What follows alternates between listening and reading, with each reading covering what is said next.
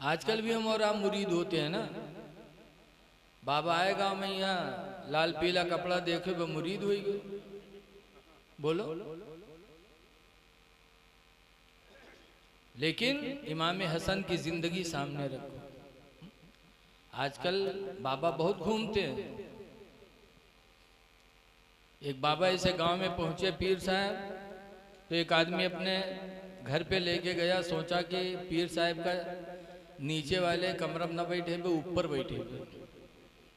काहे नीचे बैठे हुए तो तौहीन हुए। ऊपर वाले कमरे में बिठाला, पीर साहब बैठे थे, मुरीद बैठे थे, घर में खाना पक रहा था। इतने में पीर साहब बैठे बैठे कहते हैं धत धत धत। तो सब चौंके लागे, कहना यहाँ कुत्तों ने यो कहते हैं धत धत धत धत। तो लोग पूछे हजरत यहाँ कुत्तों ने किका भगाओ? कहीं वो काबा शरीफ में कुत्ता घुसा जा रहा था, उसी को मैंने भगाया। तो मुरीद कहें हाँ हमरे पीर साहब तो बहुत पहुँच वाले यहाँ बैठे हैं, और अरब में यहाँ काबा है, काबा में कुत्ता घुसा जाते हैं, यहाँ से देख लिए तो भगाई दी। तो सब और बड़ी मोहब्बत से देखे लगे कि बहुत हमारे पीर पहुँच वाले हैं। लेकिन जिके घर में मेहमान बने रहा, वो घर की जो औरत खाना बनावत रहा, वो बहुत होशियार रहा। उसने जब देखा, खैर जब खाना तैयार हुआ, दस्तरखान सजाया, और जब खाना निकाल निकाल के वो औरत भेजने लगी, तो प्लेट में एक तरफ चावल और एक तरफ गोश्त लगा लगा के सब प्लेटों में भेजा। और पीर साहब के लिए जो हम टठिया बड़कैवा रहा, उमर नीचे गोश्त रख दी, ऊपर से भात रख दी, और के बाद पीर साहब के सामने रखी। कहे हजरत बिस्मिल्लाह करो। तो हजरत का गौर से इसे देखें तो कहीं हर बार देखें कि सब में गोश्त बात है, हमरे में सिर्फ भात धरा है। तो चुपचाप बैठे, कुछ नहीं। तो औरतिया फिर कहे अरे हजरत बिस्मिल्लाह करो ना। तो फिर यार बार देखें, सोचा अभी का पता चले कि यहाँ गोश्त नहीं दे दे। फिर दोबारा कहा, कहीं हजरत खाओ ना। कहें क्या मुझे बेवकूफ़ बनाया जा रहा है? सबके प्लेट में गोश्त तो चावल दिया, मेरे प्लेट में सिर्फ भात रख दिया। बहुरतिया उठाई, कुछ रखे दहजरा वाले तो का काबा में यहाँ कुत्ता दिखाई पड़ेगा, और भात के नीचे गोश्त नहीं दिखाई पड़ा था। अतना कुचरा मारी, इसकी वजह से भागे पीर साहब कि लौट के वो गांव पीर साहब छोड़ दिए। आप लोग ऐसे ऐसे दज्जालों से मुरीद हो जाते। इमाम हुसैन रज़ी अल्लाह ताला अन्हु ने यजीद के हाथ पे हाथ नहीं दिया, मदीना छोड़ना पड़ा, छोड़ दिया। वो मदीना जहाँ जाने के लिए हम सब दुआ मांगा करते। बोलो मांगते कि नहीं मांगते? दिखा दे या इलाही वो मदीना कैसी बसती है, दिखा दे या इलाही वो मदीना कैसी बसती है, जहाँ पर रातों दिन मौला तेरी रहमत बरसती है। बेशक सुभान अल्लाह सुभान अल्लाह। इमाम हुसैन मदीना छोड़ रहे हैं, और मदीना छोड़कर मक्का गए। और मक्का में भी, मक्का कब छोड़ा? वहां भी था कि मुरीद हो जाओ, लेकिन हुसैन मुरीद नहीं हुए। 3 जिलहिज को, यानी 9 को हज होता है, और 3 तारीख को हुसैन मक्का छोड़ रहे हैं। जबकि पूरी दुनिया से हाजी मक्का जाते हैं हज करने के लिए। चारों तरफ से अल्लाह की मखलूक जा रही थी मक्का, और हुसैन 3 जिलहिज को मक्का छोड़ रहे हैं, कूफा जा रहे हैं। हाथ पे हाथ नहीं दिया, शहीद हो गए। क्यों नहीं दिया? कम से कम ये लोगों सोचो जरा, रख दिए होते इसे हाथ पे हाथ। लेकिन मुरीद नहीं हुए यजीद से। क्यों?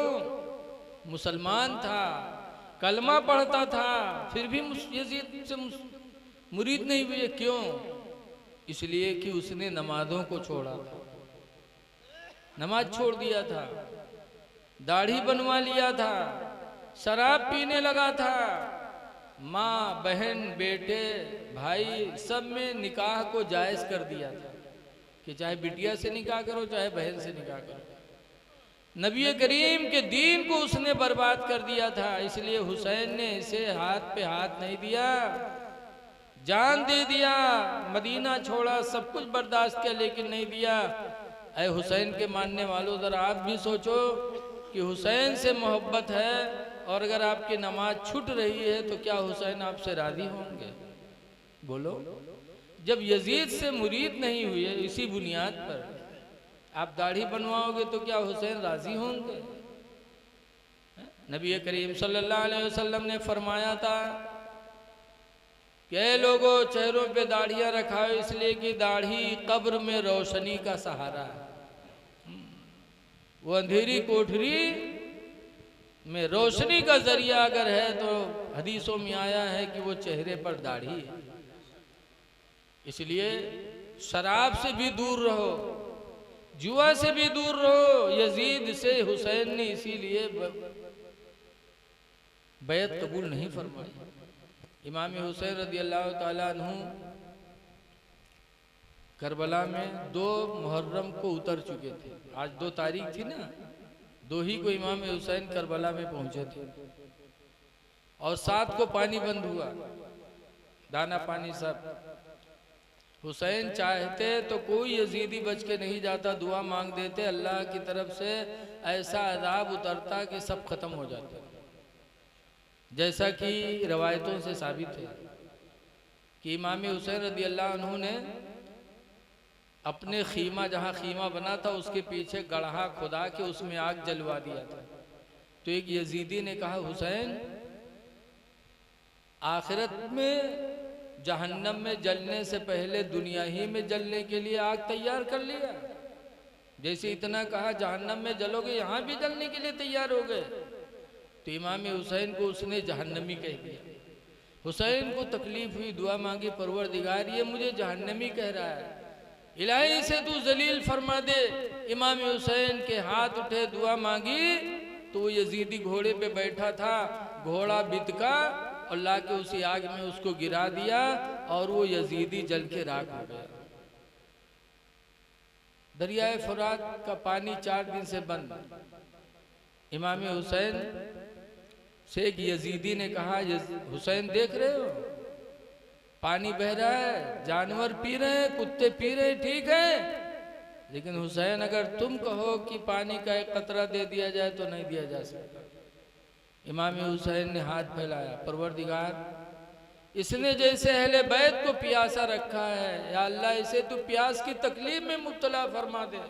हुसैन की दुआ के लिए हाथ उठे ही थे कि उसको ऐसी प्यास लगी कि प्यास प्यास कहता था, उसे पानी पिला रहे थे और प्यास प्यास बक रहा था, यहाँ तक कि उसी आलम में तड़पते तड़पते खत्म हो गया।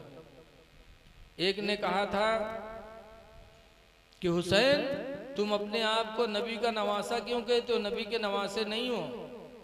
सुना हुसैन ने तो इतनी तकलीफ हुई जैसे हमको कोई कह दे कि तुम अपने बाप की औलाद नहीं हो, तो कितनी तकलीफ होगी। हुसैन को कह दिया कि नबी के नवासे नहीं हो। हुसैन ने दुआ के लिए हाथ उठाई, कहा परवरदिगार इसने मेरे नस्ल का इनकार करके मुझे रुसवा किया, मौला